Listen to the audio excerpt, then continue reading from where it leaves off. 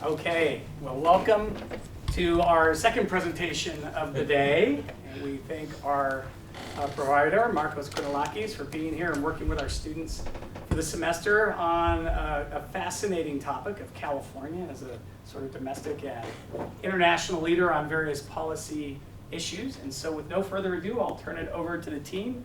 And then afterwards, we'll have a chance for Q&A with you, Markos. Thank you. Okay, so hi, my name is Reagan Lusk. I'm a sophomore here at USC from San Diego studying international relations and human rights.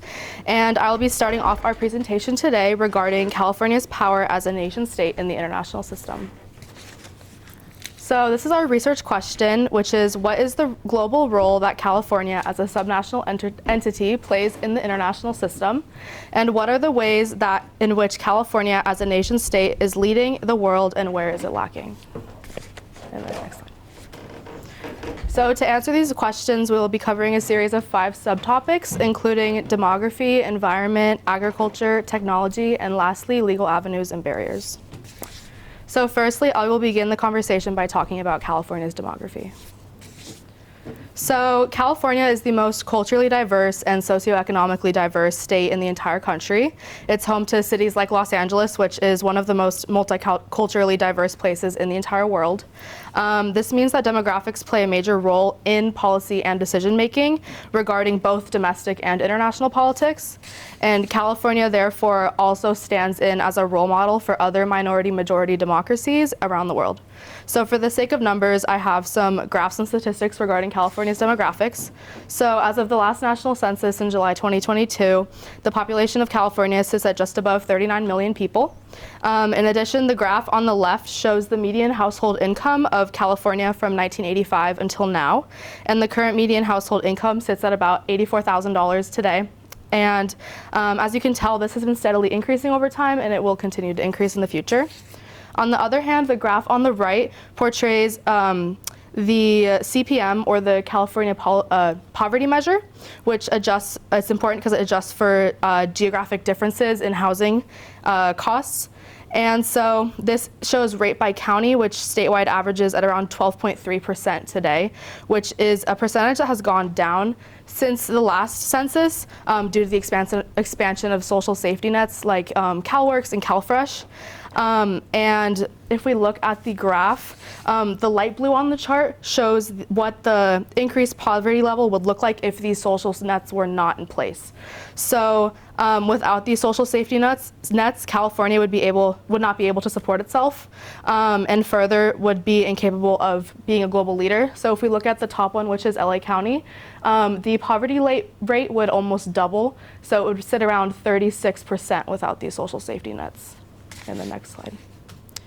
So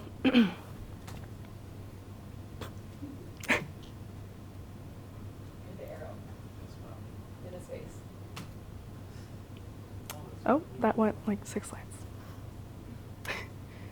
Oh, the next one, yeah. So next, I thought it would be helpful to show a chart of California's racial demographics. So these numbers are also from the 2022 census. And so just for an overview, the state makes up around 15% Asian, 35% white, 39% Hispanic or Latino, 5% Black or African American, 2% American Indian or Native American, and 4% 2 or more races. And these numbers also show that there is no racial majority in California, which is super critical for policy-making decisions and how the economy runs, and really just the entire culture of California. So next slide. So considering how unique California's population is, I wanted to quickly go over how the state got to where it is today, and really just to show the importance of immigration and diversity. So the first chart on the left portrays immigrants as a proportion of California by decade, starting from 1860, which is right after California became a state, until 2010.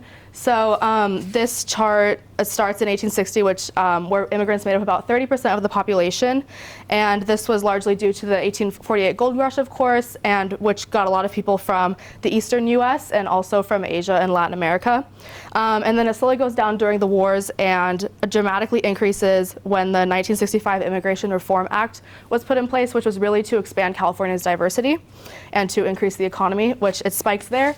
And today, around 126,000 people migrate to California each year, which if this chart kept going past 2010, it would like slowly go down just because of a lot of more stricter reform in immigration policy.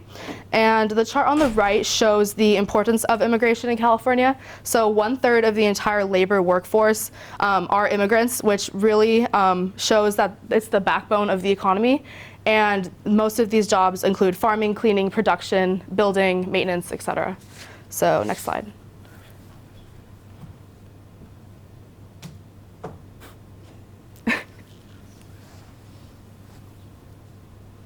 pushing it for the record now. Oh, I guess it's a second. yeah. Okay, yeah. So next, I wanted to address that California has a declining population, which was originally due to the pandemic, but we've seen this number continue to drop as the pandemic is slowly going away. And this is due to a bunch of different things, mainly including the price of living, income tax rates, the housing crisis, crime rate, and then more recently, a problem that's getting worse with the environment is wildfires. So this projections for California's total population have been consistently wrong for a few years since they've assumed that economic growth means that the population will continue to increase. But the population is actually sitting at around the same level as 2015. And the chart on the right portrays the places that most Californians are moving to, with its top cities being in Texas, like Dallas, Austin, and Houston, and also Phoenix and Seattle as the other two top. And this is largely due to specifically with Texas, there's no individual income tax rate and things like that where it would be more affordable, cheaper to live. Next slide.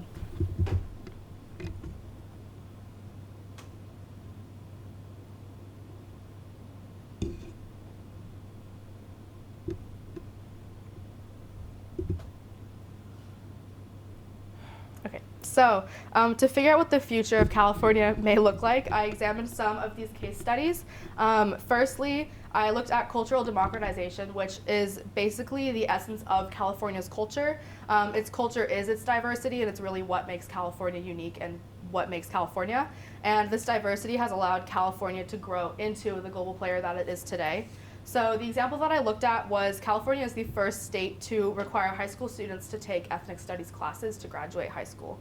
And a Stanford study in 2010 researched impacts of ethnic studies classes on 9th grade students, and they found that it increases standardized test scores, better overall academic performance, and further increasing college likeliness to go to college.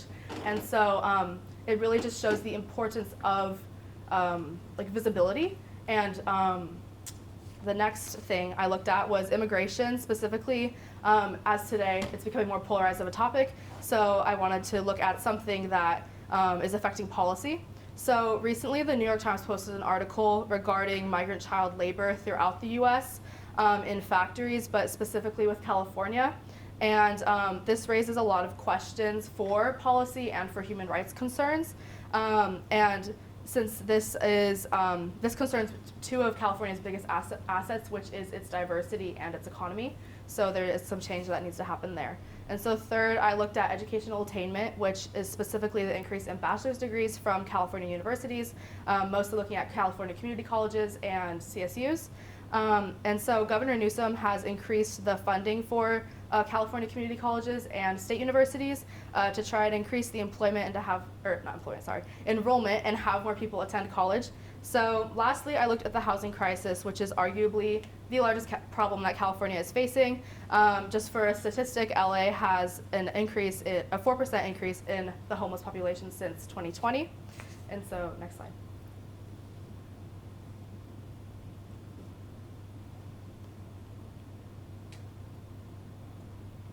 Okay, so for my findings, I looked at my studies and examined whether these would be expanding factors, limiting factors, or both for the future of California if things stayed the same way that they are now.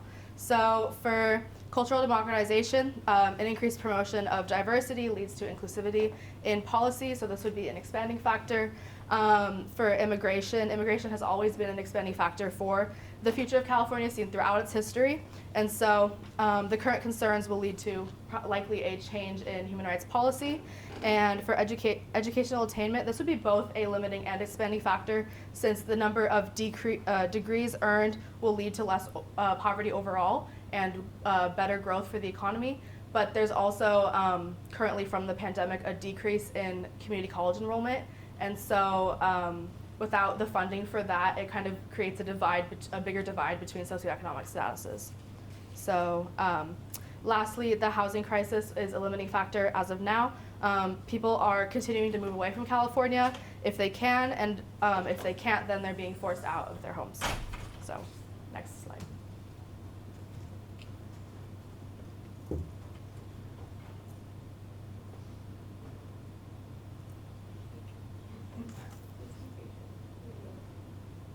Okay, so for my final assessment, it includes ways we can better California's future as a leading nation state and actually as an experimental role model for other places around the world. So firstly, to promote cultural diversity in classes, statewide programs, and throughout society in California in general. This is something that also Governor Newsom has been working on. Recently, there was a multi-billion-dollar bill that he signed that will increase the education of diversity within the workplaces. And so secondly, for immigration, policy including promoting its own foreign policy in correlation with the United States' policy for making immigration more accessible, and also for investigating businesses for child labor, taking a deep dive into that will help out. And lastly, to stop the population decline, we need to make college more accessible for lower income and first generation students. And we need to address the housing crisis by looking into affordable housing strategies and increasing job openings in things like the trades and other sorts of routes that you can take. And all of these factors mentioned here, addressing each case study, all intertwine with each other, and so addressing one of them will help with all of them. And so next we will be talking about the environment in California, and so I'll move to, sorry. Thank you, Reagan.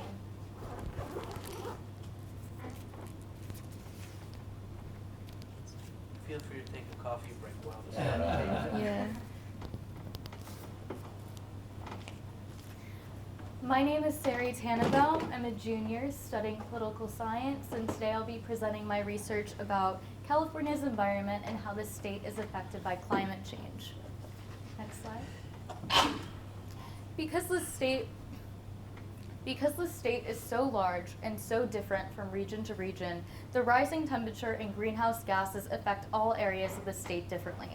I want to begin by providing an overview of a few different landscapes and how they're impacted by climate change.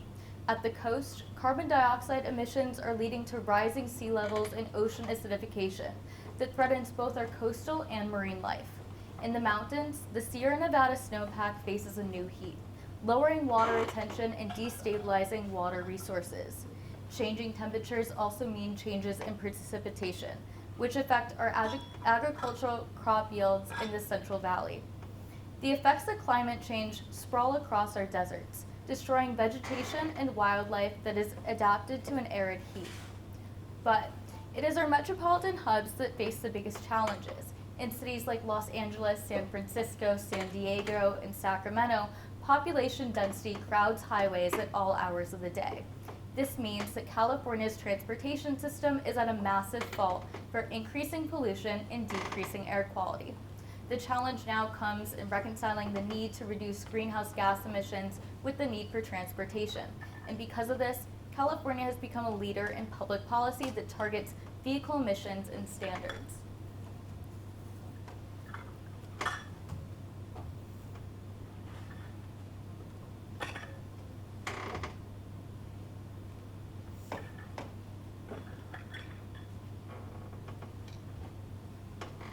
California led the world with two landmark bills.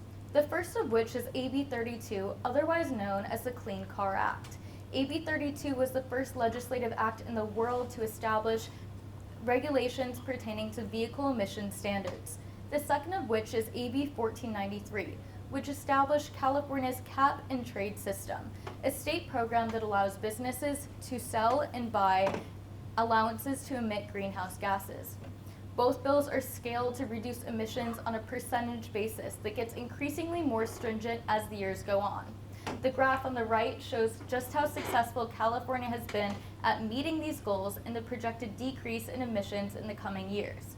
These emission standards are stricter than the national EPA standards and have amassed support from nearly 20 states and all major car manufacturers. California's extreme power and success in environmental policy is made possible by support from broad political coalitions, bipartisanship, and a commitment to fulfill campaign promises. In addition to the aforementioned policies, Governor Newsom has set forth bold goals including banning gas-powered vehicles and achieving net zero carbon emissions across the state. The state is expecting to put 5 million electric vehicles on the road, which is equivalent to taking 3 million gas-powered vehicles off the road. These numbers meet in the middle at an expected reduction of nearly 20 million metric tons of greenhouse gases. This is a clear win for the state of California and only further illustrates how proactive and effective our environmental policy really is. But because of this increase in electric vehicles on the road, we're expecting to see an increase in electricity demand across the board. I chose to look at electric vehicles for my case study because despite California's impressive use of them to reduce greenhouse gas emissions, the increase in electricity demand poses a potential problem, in which fossil fuels may need to be used in a greater capacity to produce all of the electricity that these vehicles call for.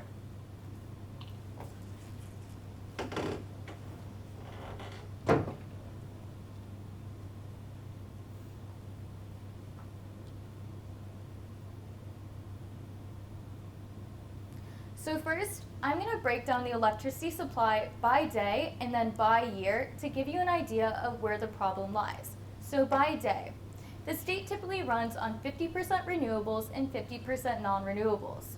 The largest supply of that renewable energy is sitting at solar for 60%, and for non-renewables, it's natural gas at 30%. These solar and natural gas make up the largest components of both renewable and non-renewable electricity. I'm going to use those as benchmarks for my analysis. By day, solar power is the main supply, and natural gas is much lower. But by year, 70% of California's electricity comes from non-renewable resources, and only 30% comes from renewable energy. Natural gas, again, is making up the largest percentage at 30%, and solar is sitting much lower at 15%. These numbers beg the question, why does the state seem to do so well with solar power, but end up relying on natural gas exponentially more? To understand why, we have to understand the electricity curve. Now, these charts from California ISO depict how electricity demand changes per season. You can see with the red line, which is highest, it indicates the summer, and the blue line, which is lowest, it indicates the winter, that there are higher spikes in demand during times when electricity is induced, like times of heat waves and air conditioning is needed. And because we rely on solar power so much, our grid turns into something called a duck curve.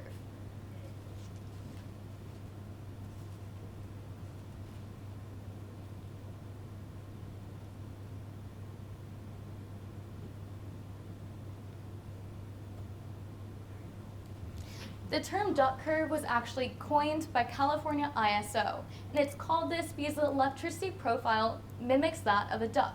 So this happens because solar produces the most energy at the lowest time of demand. If you can see on the graph, there are two peaks in demand. One is the duck's tail, and the other is the duck's beak. The first peak is in the morning, when people wake up, turn their lights on, get out the door, and go to work. And then that creates a large dip in demand until the sun sets, people come home from work, turn their lights back on, turn their TV on and so forth.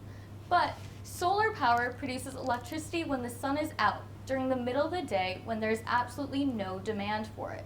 Most solar power is residential, meaning that all of this electricity is created to either go nowhere, flow back onto the grid, or sit in battery storage until it's needed. But even battery stored solar power cannot release energy fast enough to satisfy these times of peak demand. With the times of peak demand, the tail and the beak of the duck, natural gas is relied upon to create quick, usable power to prevent the instance of grid overload or something more drastic like a blackout. Back to electric vehicles, this creates a problem because power demand can now peak at any time of the day. With a projected increase of 5 million electric vehicles on California roads, the state is largely unprepared and could be looking at an increase of electricity backed by fossil fuels.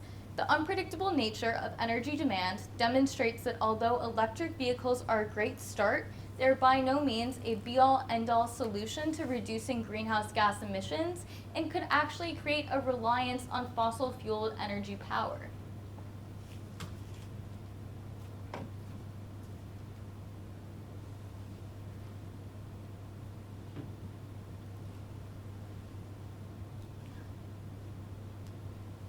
To wrap things up, I've identified some areas of strength, weaknesses, and also recommendations for how the state can move forward and combat this new problem.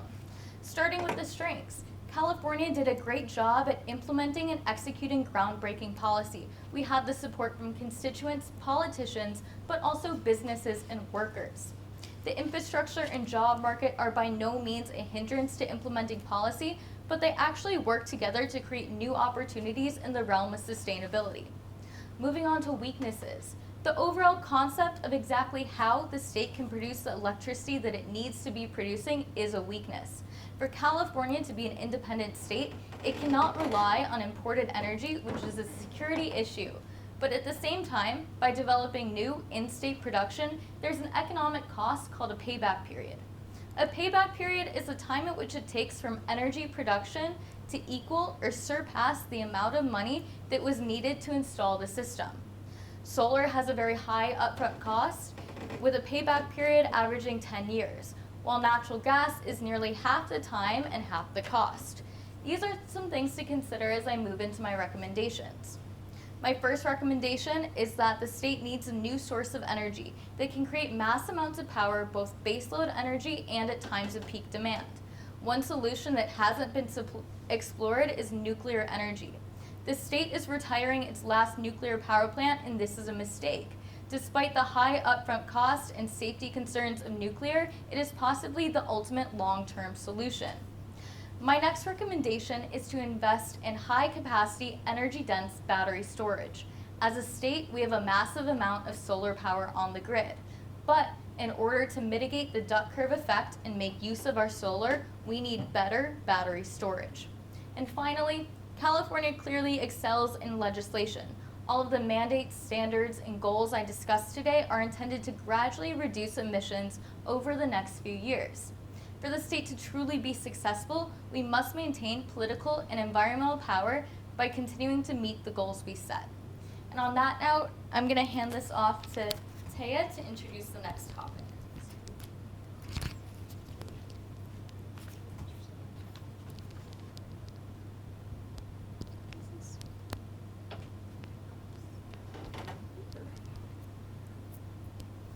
Sorry, technical difficulties. Good, okay. Thank you so much, Sari. Hi, my name is Taya Heisel. I am a senior double majoring in global studies and philosophy, politics, and law, and I'm here to talk to you about agriculture. So California is a giant state power, as we've seen in the environment and in diversity, but it's also the top agricultural product producer in the country. It produces more than a third of the vegetables in the United States and 3/4 of the fruits and the nuts in the United States. These crops, along with dairy and meat, make up $20.8 billion in state exports, and making California the top exporter in the country. That makes California an international power and a national power. Tree nuts are the highest exported agricultural product of California. We export to 200 different countries, Canada being the number one, and that's been an increase of 7% since 2020. So on these graphs, you can see just the increase in net income from farming and the export share of California farming. Next slide.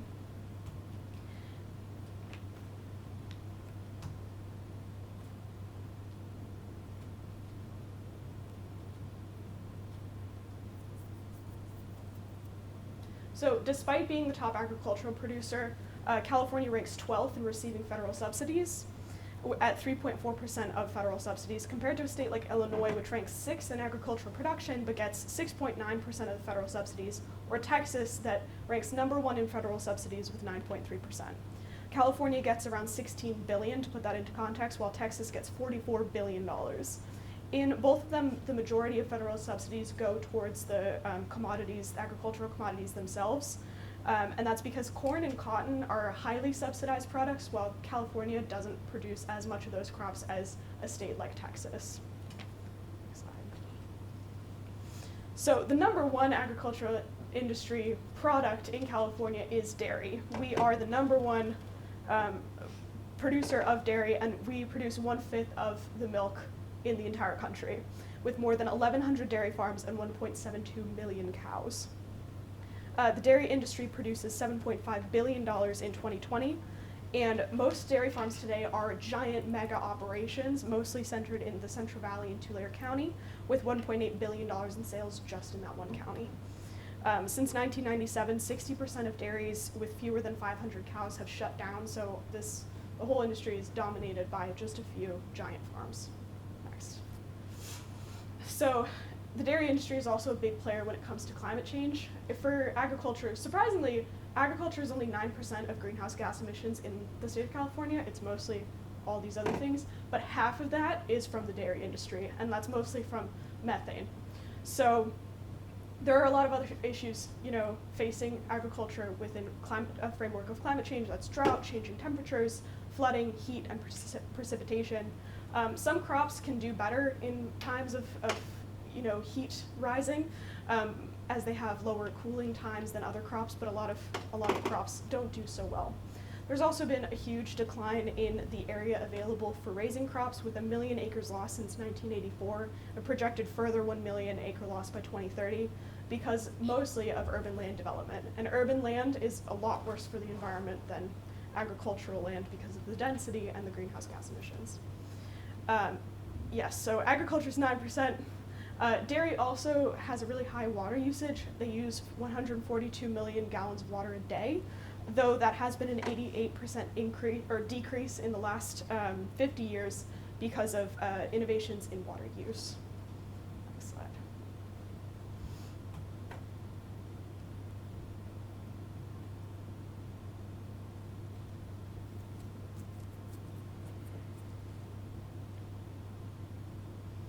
So California is also a leader in responding to climate change within the agricultural sector through programs under the sweeping umbrella of the Climate Smart Agricultural Program. These programs include the State Water Efficiency and Enhancement Program, SWEEP, which is the first of its kind in the country, and it launched in 2014, the Sustainable Agricultural Lands Conservation Program, the Alternative Manure Management Program, and the Healthy Soils Program. So you can see how much money is spent on each of the programs. So $40 million for SWEEP, $37 million for SELC, which is the Sustainable Agricultural Lands Conservation Program, $50 million, so the most out of all of them, for alternative manure management, because methane is, the dairy industry is half of the greenhouse gas emissions in agriculture, and then $40.5 million for the Healthy Soils Program. So the large amount of funding for AMP is also in part due to SB 1383, which requires the California's dairy and livestock industries curb methane emissions 40% by 2030, which they're working on, but most of that money goes to large anaerobic digesters, which are they're large sealed vessels that use bacteria to convert manure into useful energy rather than harmful emissions, which works really well if you're on a giant farm, which dairy is dominated by. But for smaller farms, it makes alternative manure management a little bit more difficult. There are alternatives, though. You can let cows onto open land and convert that manure into fertilizer for other crops, which is something that smaller farms try to do. These programs also have a global impact. In 2018, California and France partnered with the Healthy Soils Initiative, so this is an international leader as well. Next slide.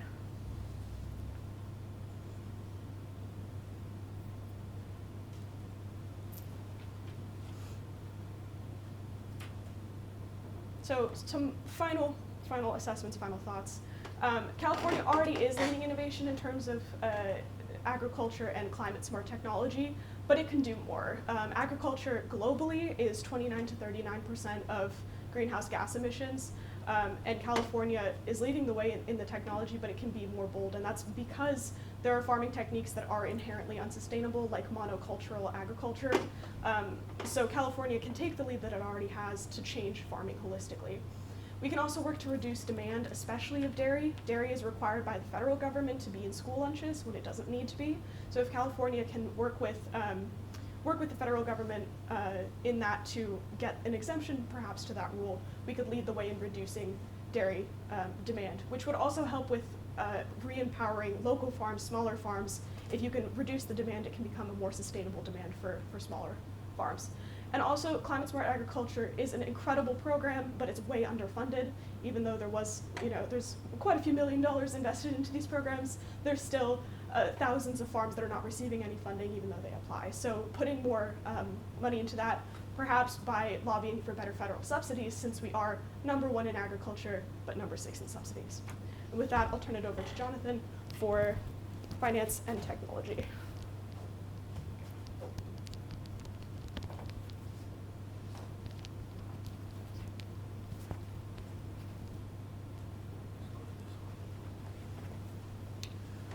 Thank you, Taya. So I'm Jonathan Niebuhr. I'm a junior studying international relations here at USC.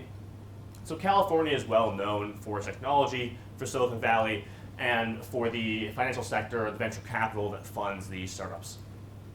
Now, there's been a big shift in venture capital and technology startup funding in the last few years. Firstly, with the pandemic and federal interest rates rising to 0% for the first time in a long time in this country, we're seeing venture capital suddenly with a lot less money to spend. Between 2021 and 2022, venture capital funding was down 30%. Now also we're seeing a changing tide in the strategy of startups and what venture capital wants to invest in. Now, a company like Amazon dominated the market and then found a path to profitability called the blitzscaling model. And investors saw this as an opportunity to blow up their technologies and have huge game-changing investments. But companies like Uber and DoorDash followed that model and didn't have the same success. They came on, dominated the market, spent billions of dollars in investors' money, but continued to lose money year after year with no real path to profitability. As you can see in this graph here, Uber's revenue goes up year after year after year, but every year it's just net loss, net loss, net loss, and those are hundreds of millions of dollars in losses of investor money, and investors are starting to get scared. So what does that mean? It means that investors are instead changing their path with less money and focusing on profit over growth immediately. Next slide.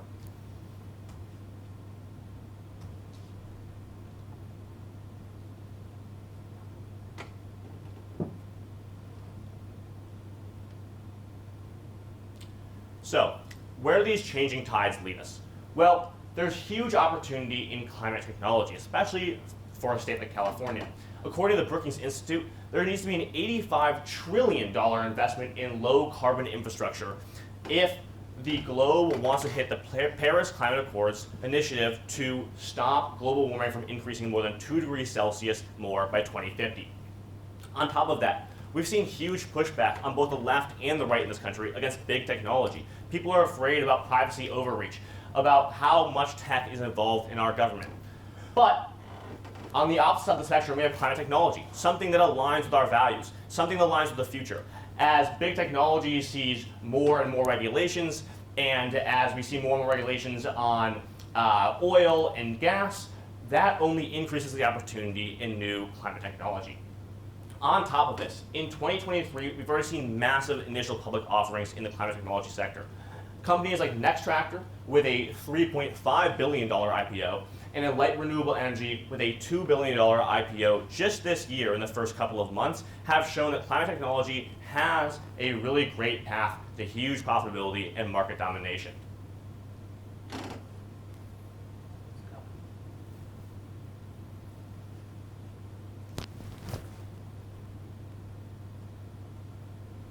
So, after all that, why hasn't climate technology come out and dominated? Why aren't you hearing about it everywhere? Why isn't California jumping on this? Why aren't you investing in climate tech right now? Well, it's a few things. First, in the 2010s, there was an explosion in investment in climate technology.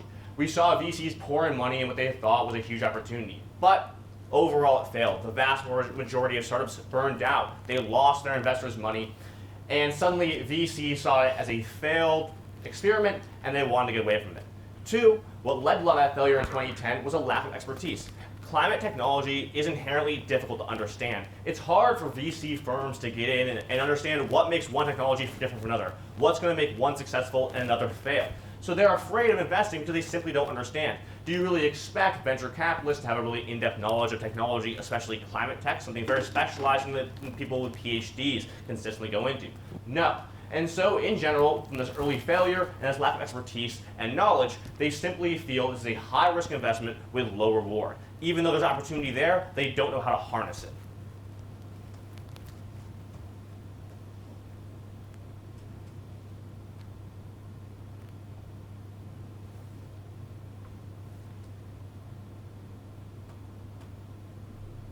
So, what is the state of California and others doing to increase the opportunity in this sector? Well, California is leading the way in some ways. The California Infrastructure and Economic Development Bank has 2 different programs started in 2021, investing a combined $74 million. First, the Climate Tech Finance Program has invested $24 million into what are guaranteed loans of up to 80% in $5 million. What they do is they loan out to venture capital funds who are investing in climate technology. And this shares the risk between both public and private and increases the chance that these venture capitalists will invest in climate tech. Now, according to the iBank's website, this climate tech finance program increases venture capital investment 3 to 8 times per dollar that is invested by this program. Secondly, the Climate Catalyst program has invested $50 million in the last couple of years, and what they do is they invest directly in climate technology startups that venture capital firms are too afraid to invest in. Now, most other states are doing nothing. Most other countries are doing nothing, but there are a few competitors. Washington State has actually invested $144 million into their clean energy fund in the last few years, outdoing California by about 2 times. Now, this clean energy fund is less focused on startups and more focused on giving grants to established companies in order to increase technology production and green their energy grid. And finally, India, actually starting all the way back in 2013, leading the way, has Infused Ventures, a public venture capital fund, which has invested in well over 30 companies in the last 10 years.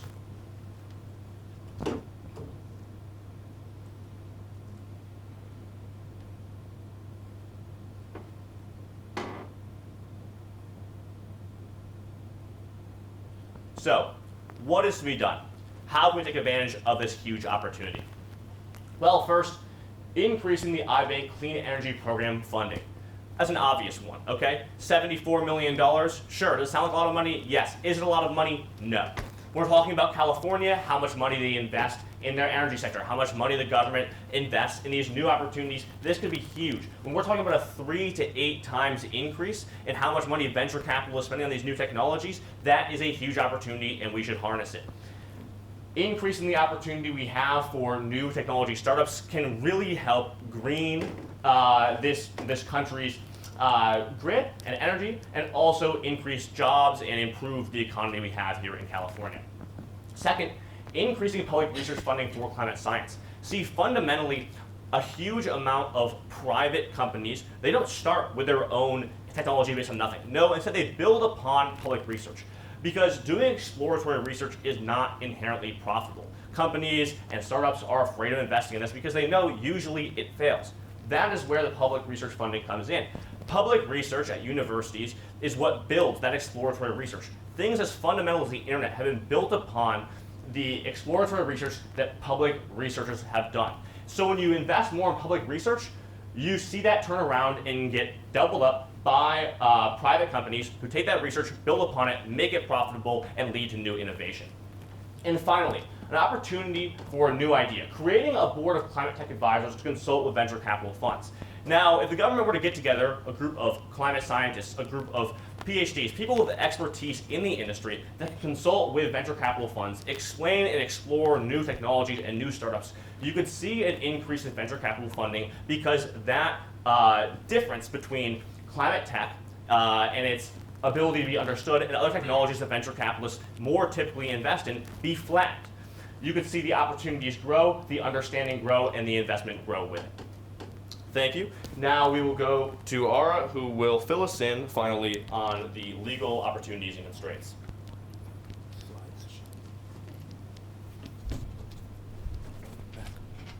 Okay, stick it there. Forget that. All right. Now, in all of these various topics that my colleagues mentioned, there is always that legal component. At times, the law can act as a constraint. It can make it more difficult for a state to go as far as it would like in implementing its agenda. But it also creates opportunities to help it go even further. So we're going to explore how the law can oftentimes constrain, but also create opportunities.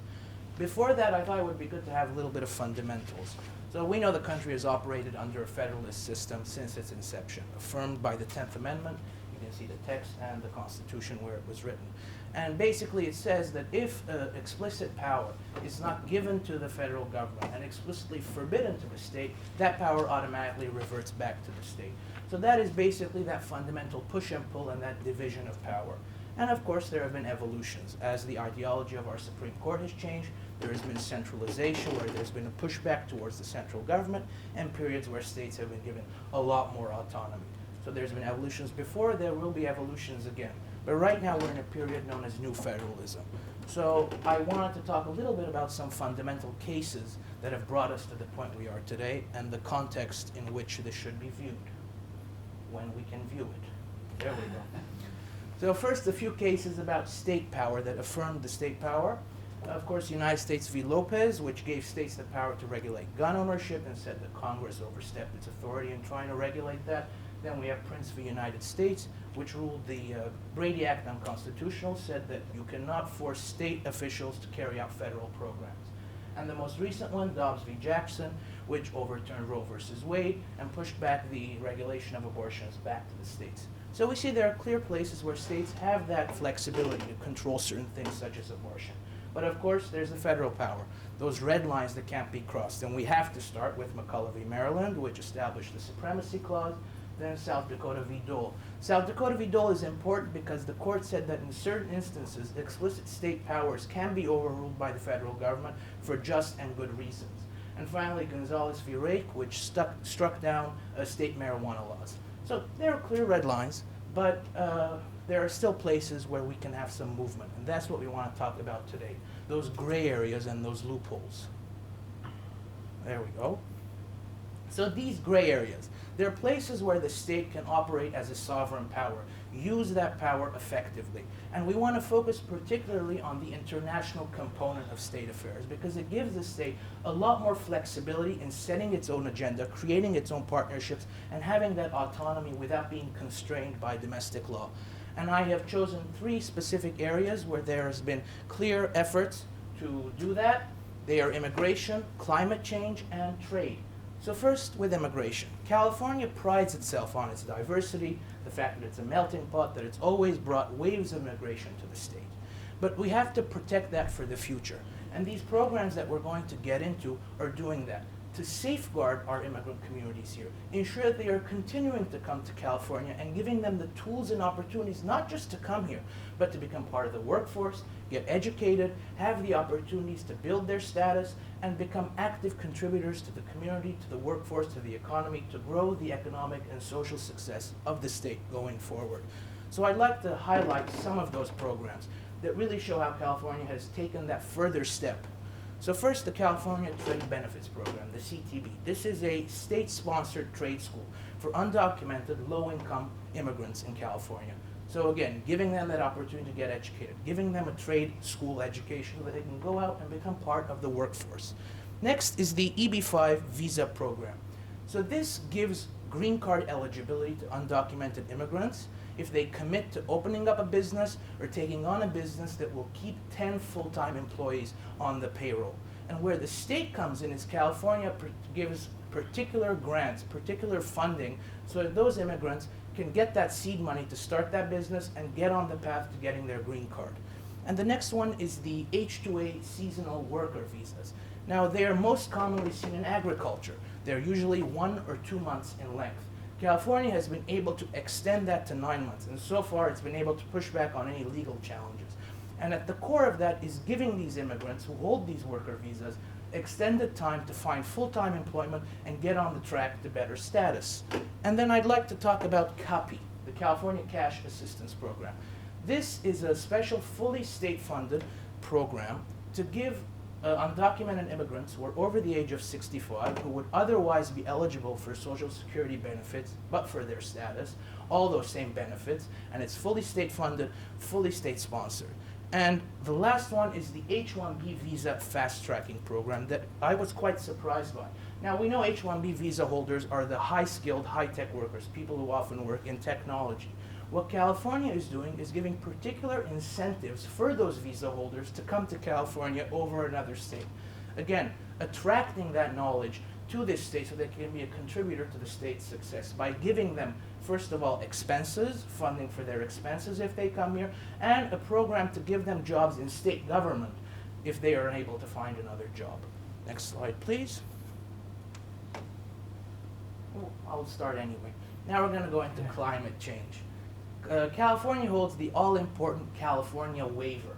Now this gives it the unique power to set its own stricter standards with emissions versus the EPA, and it's the only state in the country to have it. It's been challenged by Republican administrations many times, always unsuccessful.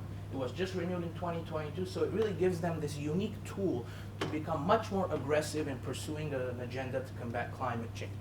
And of course, more importantly, California still maintains its ability to join climate cooperatives, as was mentioned. The Paris Climate Accord, California stayed in and brought along with it dozens of other states, while the federal government left. So we see how California is really pursuing a much more bold and aggressive agenda and is able to do that because they are unconstrained from domestic law, because this is dealing with outside pacts, this is dealing with that unique California waiver. They really have a lot more autonomy. Next, please. Oh, perfect. Surprise, surprise. So finally, trade. As you can see on the map, our key export and importing partners. Our top trading partners are Canada, Mexico, Japan, China, and South Korea.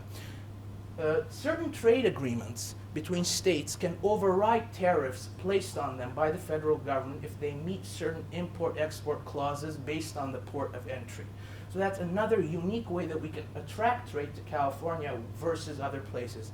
And in the next slide, we'll get into what that entails. And states can still enter into memorandums of understanding. Treaties, we know, are reserved to the federal government. But memorandums of understanding create incentives for certain California-produced goods and services to go with other trading partners, and you have a guaranteed source there of export and import. We currently have 4 with Japan, South Korea, Canada, and Germany. And hopefully more on the way. This isn't on the way. Anyway, I'll go on anyway. So, we talked about those specialized zones that help to alleviate the tariffs.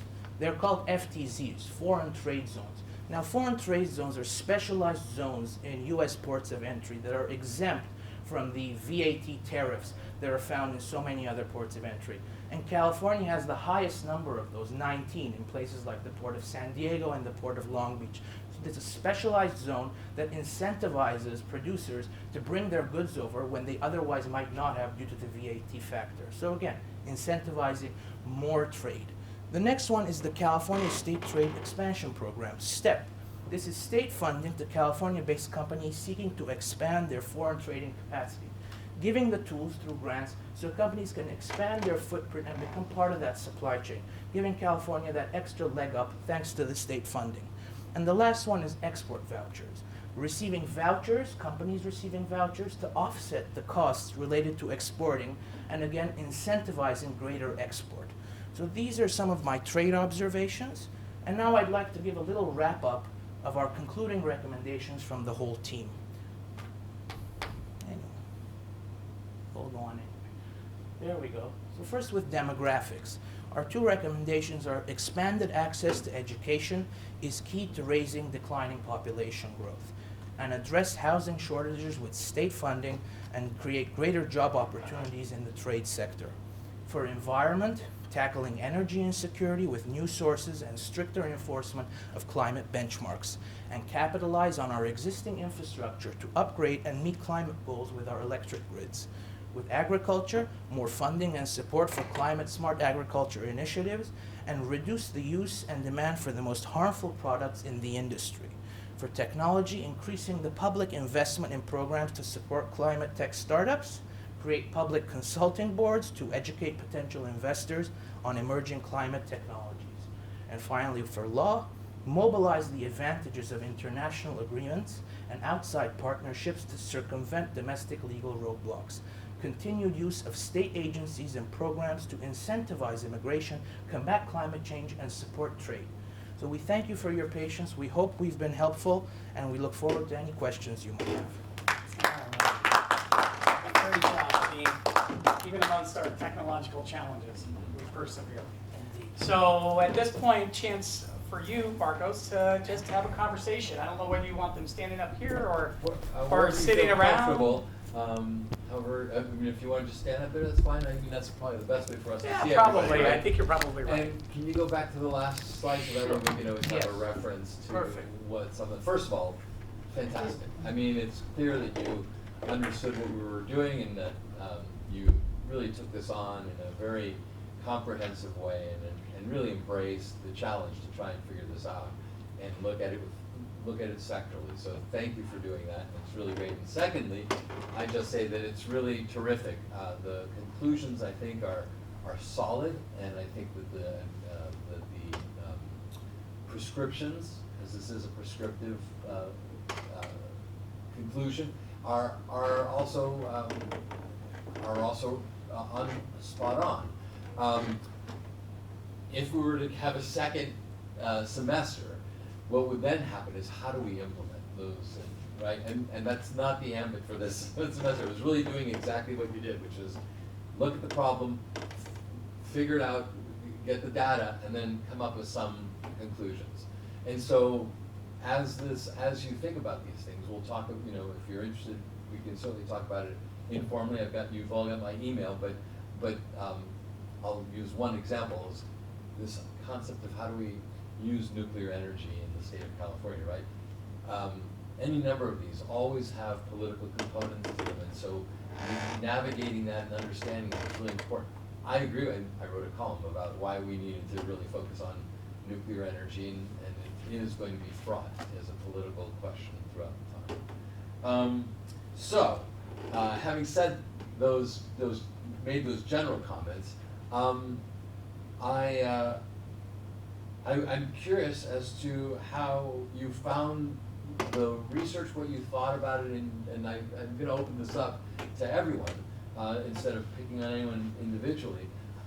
How did you find doing this, first of all, and secondly, what were some of the challenges, whether it was data collection or coming up with some of the conclusions that you came up with? And maybe we just go across, if that's all right. Yeah, so mine was very broad. Demographics is a very big topic. So at first I struggled a bit with, really narrowing down my topics, but also the case studies that I wanted to use. But from what I did, I kind of just thought, I've lived in California my whole life, and I kind of just thought about the things that I could think of personally that I've experienced growing up here. And that's kind of where I originally got the ideas. And then for my case studies, it was kind of also just what I thought was most important, or what I've seen has been most important, or like my example with like my immigration policy examples with the migrant factory work exploitation. That was because when I started researching it, that article had just came out, and so it was very prevalent. And I figured might as well start on something that's new information. So I would say, yeah, the most challenging thing was just really narrowing it down. But once I narrowed it down, it was pretty straightforward for me to figure out next steps. So I think you did a good job. One of the things that I think is always challenging when you're doing in any of these fields is where does this information come from, and what bias exists between the person who's either presenting the data and trying to get you to understand it. So for instance, remember the graph that went down to 1980 and then it sort of shot up, right? That was when the Reagan administration had its Immigration Act and changed policy. And so when I look at that, I think, okay, was it because suddenly the policy changed and more people were coming in, or is it just because those who were already in here with a non-legal immigration status were suddenly legalized. And so it can be a little bit, you know, it doesn't necessarily reflect the immigration reality of the people on the ground, although that's what the census takes care of, right? So in a really in-depth sense, if you were to take it to the next step, you would say, okay, let's layer this stuff, right, and see what are the artifacts within this data that may not be that may be non-concert with each other, right, but may in fact be policy dependent in terms of how we look at that data. I thought, so I'm glad you narrowed it down, and I'm glad you know, and I think that without question, when I'm in Sacramento, the clarity with which we understand our immigration, our ability to bring immigrants to California is clear to everyone. You know, our economy depends on it. There are a number of books recently that were written about this, also from very conservative quarters, that talk about the strength of our economy and its dependence upon fresh and then trainable immigrant communities to come in and both replenish our population, as you noted, right? We're also experiencing some movement, and part of that was exacerbated with the pandemic. The fact that people could remotely work suddenly allowed high-end workers to move to Texas and other places. But we haven't yet gotten to, it's a little hard now to sort of look at that longitudinally to see what the trends are and if they're going to hold up, right? This may be just a way of industry to sort of shear some of our employees now that they've left and to rationalize some of their business. But I think you really put your arms around it, you looked at some of the raw data, and it's and I thought it was great. And of course, immigration is a highly contested federal policy that will be, again, I think in the next election cycle, front and center, depending on if the former president is in fact the candidate. And even if he's not, from the Republican Party, I think we'll see a lot more challenges to a more open immigration policy versus the one that's being pursued by the Biden administration.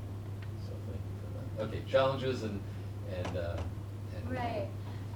I for one, I really enjoyed doing the research and with the environment and climate change, because there's such a broad bandwidth of where I could go with that. I kind of took a look at, okay, obviously the regions, how is climate change affecting the state, and then I took a public policy route. So with AB 32 and AB 1493, obviously those were great monumental moments for California's environmental policy. But then digging deeper, what are the implications scientifically? So I ended up doing a lot of research on why isn't solar power working the way we're expecting it to work, what's going on with these natural gas peaker plants, all of the graphing and the curves, the duck curves, understanding and reading those. And then obviously you touched on nuclear power, so I was looking at some research that came out of Germany because they just completely phased out nuclear as a country, and it plays into energy security and a lot of political implications. So I thought it was really important to mention that. So, without question, certainly now that we're in this Ukraine war, Right. The issue of energy independence, energy security is front and center. It will define whether or not Europe survives, for example. And the United States being energy independent, regardless of where the sources, and even though some of them are, the dominance is carbon, carbon-based resources, is a strategic advantage for this nation, right? When it comes to California, we're now facing this question of how do we deal with those carbon-based resources versus the renewables that we would prefer to be dependent on, that we've committed to moving towards, right? And so just here in Los Angeles, you don't have to go very far. You just drive down the 10 and look to your right, and you will see a lot of this going on, right? And so how do we phase those out? What does it mean for those communities? What are the costs of doing that? And I think you've clearly addressed some of those infrastructure costs, because we need to build a better grid. We need to have something that is able to manage, whether it's battery storage or some other form of energy storage, right? Some people recommend having pumps working during the day with to bring water up high and then using the water coming down to power turbines to then charge for peak in the evenings. I know of one company that does something similar. It actually freezes water and then allows for that water as it during the daytime to then be used as air conditioning. So there are any number of innovative ideas currently being generated to try and make these transitions that are not the traditional. Do we use fossil fuels? Do we use solar? But how do we use the energy that's being generated, in particular in the sway back part of the duct, to be able to then even out that curve to make it a little flatter, and to ideally invert it where you have peak generation with peak usage, even if that peak usage is mainly for storage and for downstream use or even export, right? So I thought it was a great job. You understand it, and next steps would be how do you do it? How do you make that happen? In part, I just want to conclude there. In part, the way we're doing it is we're setting the goals and making sure that the society and the industry catches up with the goals. And in fact, we put it out there, and whether or not we have a solution today, create enough incentives through investment incentives, tax incentives, that both American, Californian, American, and even international organizations are able to come here, headquarter here, and figure it out. Because the technology, if you put a lot of it together, can probably come up with some of these solutions. But that's a Californian approach to some of that. But the public policy approach is really more by fiat in some ways, and by putting goalposts out there that we have to achieve than it is to sort of wait for the technology to evolve and then implement. So thank you for that. For mine? Yes. I found the research very, very fun. I've always been interested in agriculture and never had the chance to research it before. It's just never been it's never come up in my classes or anything. But I love, plants and animals, and I thought this was a really interesting topic. I think the most challenging thing, you mentioned it before, but finding sources that were as unbiased as possible. I think a lot of stats that are around agriculture come from the government and come from tracking that is heavily influenced by a political agenda. So finding scholarly research, which I found a bunch from UC Davis is the main leader in agricultural scholarship, but also from different environmental watchdog groups within the state was very helpful. But it was definitely challenging to make sure that the stats I was getting were correct and told the whole story of the agricultural industry. Were you surprised about the subsidy status of California? Not really. I knew that other states got way more subsidies than we did, because I don't know how many casual conversations you have about federal subsidies in agriculture, but I feel like whenever I've mentioned it to people, it's always, Iowa, Texas, it's a lot Midwest is where the subsidies get, where they go, especially for corn. I hear about that all the time. So knowing that corn isn't one of our top produced products, that didn't surprise me very much. I think I was annoyed that most of the subsidies go towards the commodity itself rather than trying to do innovation and technology, and I think maybe that should be changed, but I wasn't surprised about it. Well, the first primary is no longer going to be in Iowa. Yes, yeah. So this may That's affect that crazy. particular, Yeah. because every candidate commits to the Yep. Iowa corn Corn subsidies subsidies, before yeah. they start on the campaign trail. So maybe that'll be a game changer. Yeah. That's right. So maybe as the demographics and as the electoral college changes over time, some of these subsidies will also change or maybe even be diminished as we look at it, especially as we're looking at more domestic production for strategic purposes as opposed to exporting as we decouple to some degree. It's going to be a very thorny sort of trade question on our agriculture. Did you look at monoculture issues at all? A little bit, yeah. I know the general gist of it is monoculture bad for the environment. Having multiple plants and cattle and different livestock all in the same farm is way better. You can have shade for plants that need more cooling time. You can have animals that provide built-in fertilizer for plants. It's just all overall a much healthier way to farm, but it's not as cost effective for a lot of farmers. So having support for them would be awesome. Yeah. Yeah.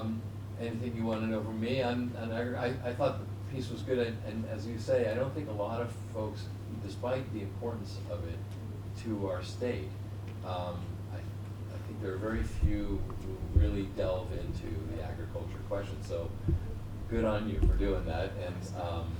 And I think what you found is interesting. I've actually been on. Maybe I mentioned I've been on one of the farms that's doing methane production, and have watched an ingester working, and have been. Basically, it's a big baggie over a bunch of manure that is collecting the methane. And all these fancy things, and that's what it is. That's what it is. It's just or garbage bag, really, just a massive. And that's where most of the money for manure management goes to is the anaerobic digesters. It's Yeah. like, why not let cows out into Yeah. the world and spread fertilizer that's actually helpful instead of putting in all this money for this technology that is Right. not. And that's part of this whole question of how do you deal with monoculture, Yeah. right? Because we do have what is essentially an agribusiness that focuses on industrial agriculture Absolutely. rather than on sort of small holdings and things of that sort that allow you to do these types of things. Well, great. So thank you, and I'm glad it was enjoyable too. Jonathan, you want to go next? Yeah, sure. Going in order. I thought it was super interesting. Definitely took a little bit of work getting into some of the finance side of it. I've never really studied anything on finance. That's surprising. and- Good on you. You really sounded like you had spent time doing this. Well, thank you. Field. So that was interesting. I didn't even know things like the relationship between venture capital and interest rates. It took me a second to figure that one out because of how venture capital gets its money and investments, whatever.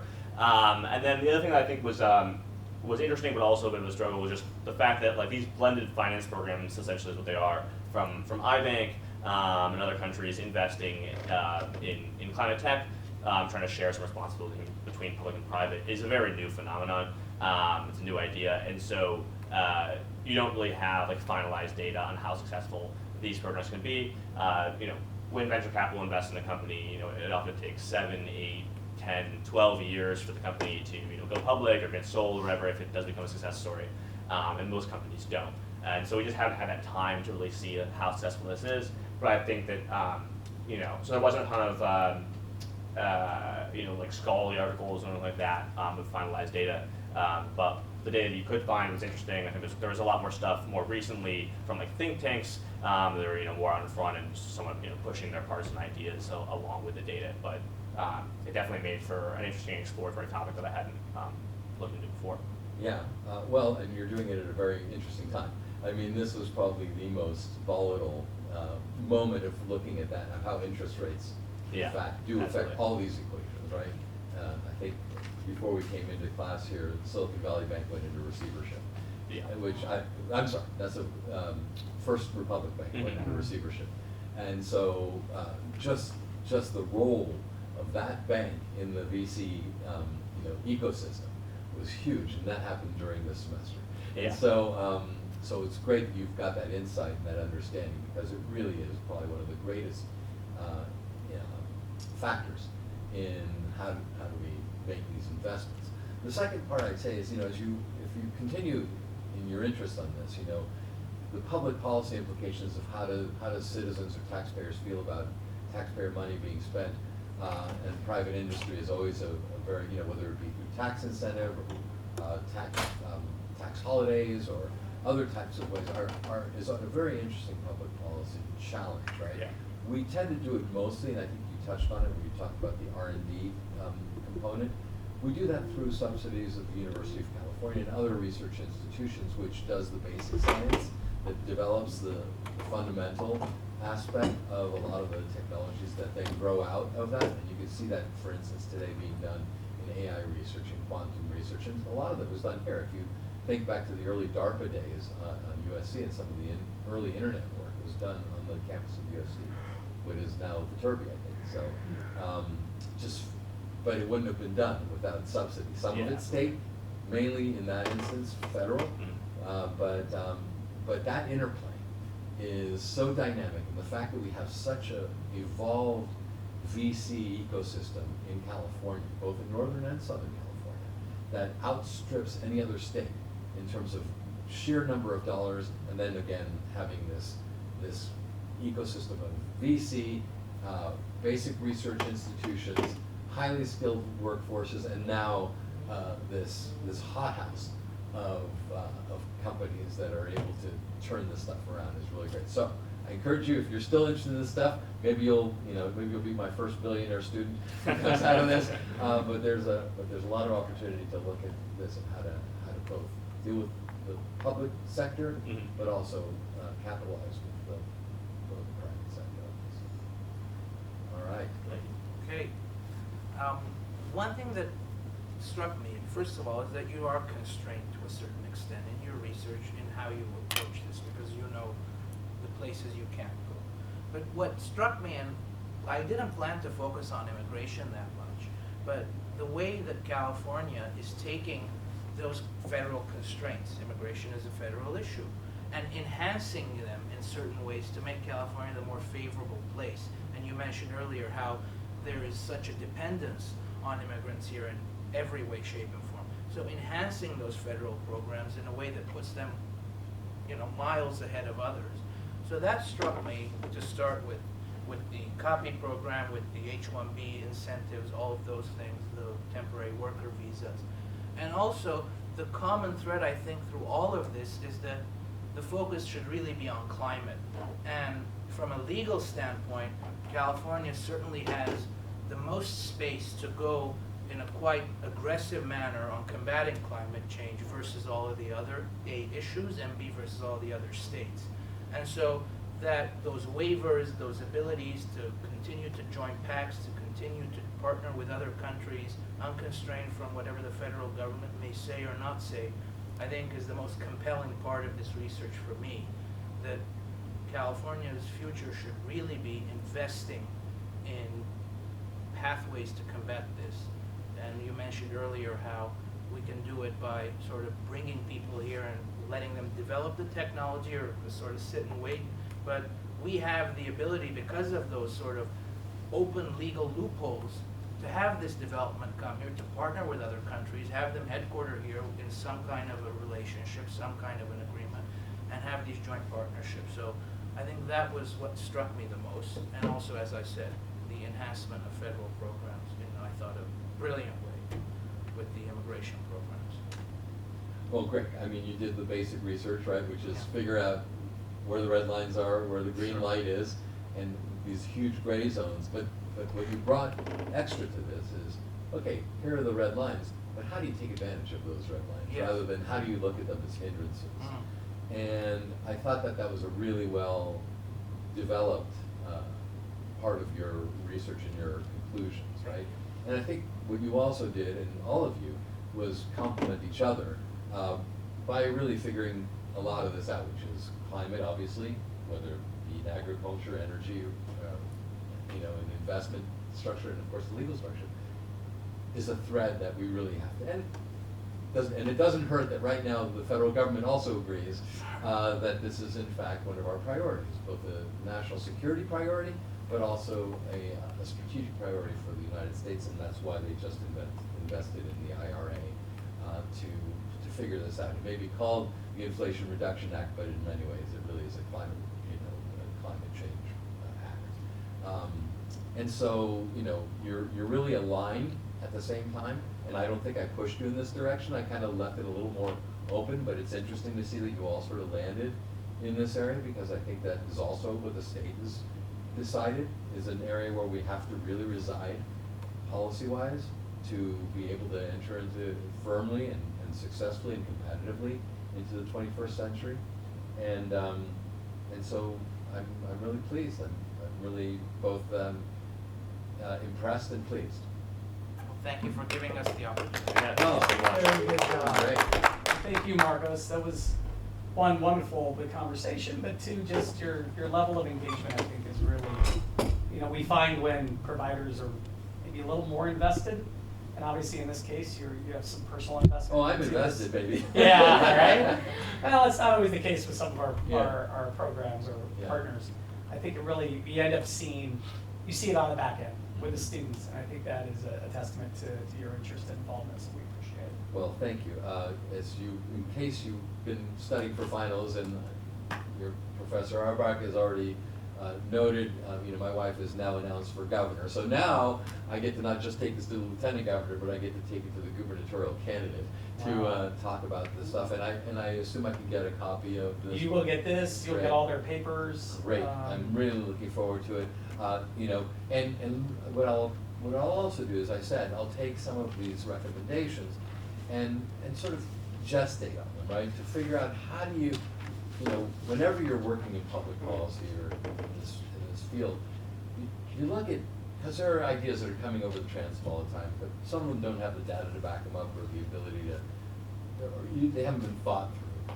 And then there's some you can just kind of dismiss immediately, but others that sort of have legs, right? And then you kind of got to work through them, and you think, okay, well, how does that work policy-wise? Who are the stakeholders? Who are those who really want to invest in maybe seeing this happen, whether it be in agriculture or energy? What does PG&E want? What does SCE want? Who are these multiple stakeholders, and how do they work within the political frame to get to where we want to get as a state?